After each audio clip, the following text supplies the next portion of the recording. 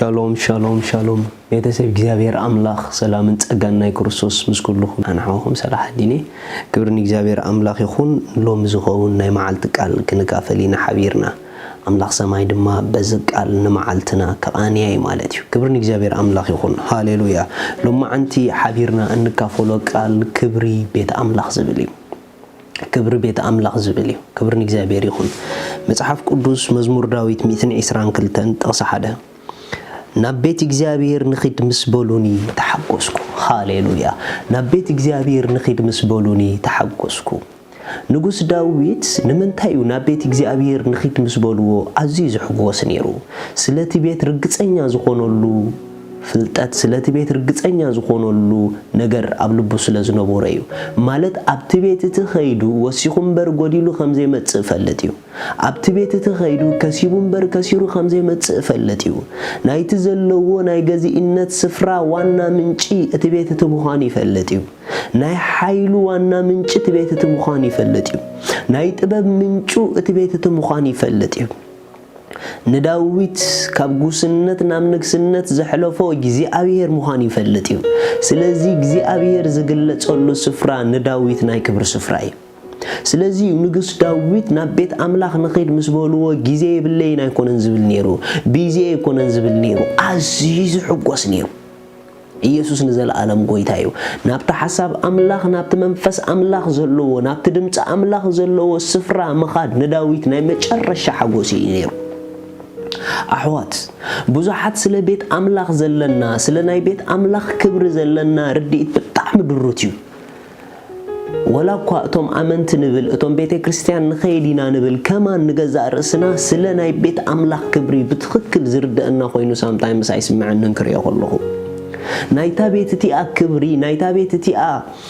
ዓቅሚ ናይታ ቤት እቲኣ ጥቕሚ እንተ ዝርድአና ነይሩ ህያው አምላክ ምስክረይ ንቤት አምላክ ቢዜ አይምበልና ነርና ንቤት አምላክ ግዜ ይብለይና አይምበልና ነርና ቤት አምላክ ኣብ ትርፊ ግዜና አይምኸድና ነርና ንምንታይና ግን ቤት አምላክ ኣብ ትርፊ ግዜና ጌርናዮ ድሕር ስራሕና ድሕር ኩሉ ነገር ንቤት አምላክ ንምንታይ ንገብሮ እንድሕር ኢልኩምኒ ስለቲ ቤት እትዘለና ርድኢት አዝዩ ድሩት ስለዝኾነ እዩ ኣብ ካላ ዓዲ ይፈልጥን ብፍላይ ኣብዛ ዓድኹም ስለትረአ ማለት እዩ ሰብ ስራሕ እንድሕር ዘይብሉ ንቤት አምላክ ዝኸይድ ሰብ ናፃ እንድሕር ኮይኑ ንቤት አምላክ ዝኸይድ ቤት አምላክ ግን ካብ ዝገርመኩም ናይ ትርፊ ግዜና ንኸደሉ ስፍራ ይኮነን ቤት አምላክ ናይ መጀመርታ ግዜና ሂብና እንኸዶ ሓያል ለውጢ ንረኽበሉ ስፍራ እዩ ቤት አምላክ ናይ ሰማይ ኤምባሲ ኣብ ምድሪ እዩ ሪኹም ናይ ሓደ ሃገር ኤምባሲ ንኣብነት አሜሪካ እንድሕሪልኩም ናይ አሜሪካ ኤምባሲ ኣብዛ ሃገር ዘሎ ስለዚ ዝኾነ ጉዳይ ምስ አሜሪካ ተዳኣለኩም ወይ ናብታ ሃገር ክትከዱ ትደሊ እንድሕርኮንኩም ወይ ዝኾነ ጉዳይ ምስኡ ዘራኽብ ነገር ተዳኣለኩም ናብቲ አሜሪካ ትግለጸሉ ስፍራ ኤምባሲናታ ክትከዱለኩም ኣብቲ ስፍራ ትምስከድኩም ምስ አሜሪካ ዝተሓሓዝ ጉዳያትኩም ከተሳልጡ ትኽእሉ ኢኹም ኣስተውዕሉ ሕዋት ናይ መንግስቲ አምላክ ኤምባሲ ድማ ቤት አምላክ እዩ ስለዚ ናይ ዝኽቡር መንግስቲ ናይ ዝልዑል መንግስቲ ናቱ ገላጺት ኣብ ምድሪ ስልጣንን ሓይልን ካብቲ ልዑል ዘለዋ ቤት አምላክ እያ ቤት አምላክ ካብ ግለሰብ ሓሊፋ በሃገር ደረጃ ናይ ምግዛሕ ዓቕሚ ኣለዋ ቤት አምላክ ካብ ግለሰብ ሓሊፋ በሃገር ደረጃ ናይ ምእዛዝን ናይ ምስልጣንን ጉልበት ኣለዋ ምኽንያቱ ቤት አምላክ ወኪላቶ መጽያ ዘላ መንግስቲ ልዕል ኩሉ ልዕል ዝበለ መንግስቲ እዩ ማንም ሰብ ምስ እግዚአብሔር ጉዳይ ዘለዎ ማንም ሰብ እግዚአብሔር ክትንክፎን ክበጽሖን ከሓልፎን ዝደል ሰብ እንተዳኣሎ ኮይኑ ኣብቲ ቤት ትክኸይድ ግዴታ እዩ እግዚአብሔር ብልክዓ ውሽጥና ኣሎ ያ አሜን ነገር ግን እቲ ውሽጥና ዘሎ አምላክ ምስቲ ውሽጥና ዘሎ አምላክ ዘለና ሕብረት ምስኡ ዘለና ርክብ ካብ ግዜ ናብ ግዜ ንኽንዓቢ እተሃንጸና እትመርሐና ትሬን እትገብረና እተሰልጥነና ቤት አምላክ ሪኹም ዳስዋይ ኮይና ነቲ ቤት ዘለና ቫልዩ ታሕቲ ስለዝወረደ ከለና ከምዘይ ብልና ኮይና ንማላለስ ኣለና ምኽንያቱ ነቲ ዘለና አዒንትና ክኽፈት እግዚአብሔር ጸጉኡ ኣብ ቤቱ ኣፍሲስዎ ኣሎ ኣብቲ ቤት ብዝኸናዮ መጠን ናብ ክርስቶስ ገጹ ዘሰጉመና ናብ ክርስቶስ ገጹ ዝልውጠና ናብ ክርስቶስ ዘዕቤና ፍልጠት ሓቂ ማይ ሓቂ ዝፈሰላ ቤት አምላክ እያ ሃሌሉያ ብዙሓት ሰባት ንእግዚአብሔር ለውጠን ንብሎይና አምላኽ ያዕንተ ክፈተለይ ንብሎይና ነገር ግን ናብታ አምላኽ ናዕንትና ዝኸፍተሉ ስፍራ ክንመጽግን ጊዜ ይብልናን ሶ ዓይንተ መኽፋት የለን ኢየሱስ ንዘላለም ጎይታይ ለውጥ የለን ዋይ ተተባሃለ ንናይ ለውጢ ስፍራ ጊዜኻ ዘይትህብሰብ ከንስኻ ለውጥ ትምነ እንድሕር ኣለኻ በቃ ትምኒት ጥራሕ ክኾነካ ህያው አምላኽ ምስክረይ ምኽንያቱ እግዚአብሔር በቲ እሱ ዝቐብኦም ሰባት በቲ ጸጉኡ ዘፍሰሰሉ ስፍራ ሓሊፉ ንደቁ ዝበጽሐላ ቤት አምላኽ መጽሐፍ ቅዱስ ኣብ ኤፌሶን ምዕራፍ 4 ስለዚህ ኸኣ ናብ ላዕሊ ምስ ደየበ ምርኮ ማረኸ ንሰቡን ውህበት ሃበ ይብል እዚ ደየበ ዝብል ግና ናብቲ ማዓሙቕ ክፍሊ ምድሩውን ምውራዱ እንተ ዘይኮይኑስ እንታይ ማለት እዩ እቲ ዝወረደ ንኹሉ ምእንቲ ክመልእ ልዕሊ ኩሉ ሰማያት ዝደየበውን ንሱ እዩ ኩላትና ናብ ሕብረት እምነት ሓደ ናብ ፍልጠት ወዲ አምላኽ ናብ እኹል ሰብኣይ ናብ ልክዕ ምልአት ብጽሕና ክርስቶስ ክሳዕ እንበጽሕ እቶም ቅዱሳን ነቲ ግብሪ አገልግሎት ንምህናት ስጋ ክርስቶስ ሙሉአት ምእንቲ ክንከውን ኢሉ ንሱ ገሊኦም ሐዋርያት ገሊኦም ድማ ነቢያት ገሊኦም ከዓ ወንጌላውያን ገሊኦም ድማ ጓሶት መማሃራን ክኾኑ ሃበ ሪኹም ሃሌሉያ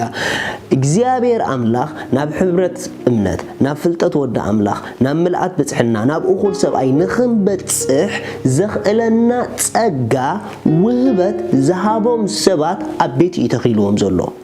ንገሊኦም ፓስተራት ገይሩ ንገሊኦም መማሃራን ገይሩ ንገሊኦም ሐዋርያት ገይሩ ንገሊኦም ነቢያት ንገሊኦም ዝተፈላለዩ መንገዲ ንቤት አምላኽ እግዚአብሔር ንናይ ክርስቶስ አካል ዝህንጽ ጸጋ መሊእዋ እዩ ስለዚ አካል ክርስቶስ ከም ተኽትዓብዮ ዝግባአ እተዓቢ እቲ አካል ከም ተኽህነጾ ዝግባኦ ነንሕድሕዱ እናተጋጣጠመ ብፍቕርን ብፍልጠትን ዝህነጽ አቤት እዩ ገለገለ ሰባት ኣብ ዝተፋላለየ ቤት አምላኽ እንዳኸዱ ካብ ሕማቕ ካራክተሮም ካብቲ ዘይጽቡቕ ካራክተሮምን ባህርያቶምን ዝተላዕለ ንስልጣን ስለ ዘይግዝኡ ትሕት ምባል ስለ ዘይፈቱ ኣብ ኩለን ቤተ ክርስቲያናት ጥዒሞም ኣብ መጨረሻ ኣገዝኦም ኮፍ ምስ በሉ ዝፈጠርዎ ትምህርቲ ኣሎ እቲ ዝፈጠርዎ ትምህርቲ ድማ ቤት አምላኽ ከም ዘይተድሊ ገይሮም ዝምህርዎ ትምህርቲ ኣሎ ሓደን ክልተን ተተኣኻኺብና እኹሊ ናብ ዝብል ገጾም ዝኸደ ትምህርቲ ኣለዎም ንሕና ኢና ቤተ ክርስቲያን ንሕና ብገዛና ተተኣኪብና ቤተ ክርስቲያን ማለት ኢሎም ነቲ ናይ ቤት አምላኽ ጠቕሚ ዘጓድሉ ሰባት ኣለዉ ኣሕዋት ቅድሚ ካብዞም ሰባት እዚኦም ምምሃርኩም ህይወቶም ተዓዘብዎ ቅድሚ ካብኦም ምምሃርኩም ቅድሚ በኦም ምምዓድኩም ድሕሪ ህይወቶም ረኣይዎ ምኽንያቱ ህይወቶም ዘይድምዕ እንድሕር ኮይኑ ህይወቶም ዝወደቐ እንድሕር ኮይኑ ካብኦም ተማዒድኩም ተምጽኦ ነገር የለን ማለት እዩ ሲምፕል ስለዚህ አሕዋት በልክዕ ንሕና አካል ክርስቶስ ኢና we are church we believe that ነገር ግን ናይ እግዚአብሔር ቤት ንክርስቲያናት ወሳኒ እዩ ክርስቲያን ኣብ ቤት አምላኽ እዩ ዝስራሕ ክርስቲያን ኣብ ቤት አምላኽ ናብ ተስተባሃለሉ ስፍራ ዝበጽሕ ቤት አምላኽ ናይ ጸጋ ቤት ያ ቤት አምላኽ ናይ ለውጥ ቤት ያ ቤት አምላኽ ናይ መዕጠቂት ስፍራ ያ ቤት አምላኽ ናይ መሰልጠን ቦታ ያ ብህይወት ክስልጥን ትደለ እንድሕር ኮንካ በመንፈሳዊ ህይወትካ ክስልጥን ትደለ እንድሕር ኮንካ ናይ መሰልጠን ስፍራ ናይ ሰማይ ኤምባሲ ኣብ ምድሪ ቤት አምላኽ ያ ስለዚ ኣብታ ቤት ብድኻም ኣቲኻ ብሓይሊ ኢኻ ትወጽእ ብስንፍና ኣቲኻ ብብርትዕ ኢኻ ትወጽእ ብድኻም ኣቲኻ ብሓይሊ ኢኻ ትምለስ ብሕማም ኣቲኻ ብጥዕና ኢኻ ትምለስ ብዘይ ትኽክለኛ ርድኢት ኣቲኻ ብትኽክለኛ ርድኢት ኢኻ ትወጽእ ዋይ ተተባሃለት ቤት አምላኽ መጸበቒ ትውልድ እያ እዛ ቤት እዚኣ ክብርቲ እያ ቤት አምላኽ ክቡር ይሕዋት ስለዚ ሎሚ ኣብ ልብና ስለ ቤት አምላኽ ዘለና ቫልዩ ክብሪ ይለወጥ ኣብዛሃለኹም ዓይነት ናይ ህይወት ደረጃ ሃሉ ቤት አምላኽ ንኹልኹም ክፉት እዩ ምኽንያቱ ቤት አምላኽ ዋና ዓላማኣ ንሰብና ፐርፌክሽን እተእቱ ቤት ስለ ዝኾነት ከም ዘለኻዮ ተቐቢላ ካልእ ሰብ ጌራ ያትመልሰካ ስለዚህ ሎሚ ከዕድመኩም ደሊ ማንም ሰብ ለውጥ ዝደሊ ናብ ክርስቶስ ከዓብ ዝደሊ ናብ ቤት አምላኽ ይኺድ ናብ ቤት አምላኽ ይኺድ ኣብቲ ቤት ይዘሎ መልስ ሕቶኻ ኣብቲ ቤት ይዘሎ ንዓኻ ዝኸውን ናይ እግዚአብሔር አጀንዳ ስለዚህ ፕሊስ ንቤት አምላኽ ኣይነቃሉሎ ንቤት አምላኽ ኣብ ትርፊ ግዜና ኣይንኺዶ ስራሕ ክንዓቱ ኮለና ከም ዓለም ኣይንኹን ስራሕ ክንከይድ ኮለና ንንገሮም ንስራሕና ከምዝን ግዜ ቤት አምላኽ ኣለና ንበሎም ክሳዕ ክንድዚ ነታ ቤት ክብሪ ክንባ እንድሕር ጀሚርና እግዚአብሔር ድማ ኣብ ህይወት ከኽብረና እዩ ቤት አምላኽ ኣብ ትርፊ ግዜኻ ዝኸይድ ዘይኮነስ ቀዳማይ ግዜ ሂብካ እትኸዶ ናይ መጨረሻ ናይ ለውጢ ስፍራ እዩ ሻሎም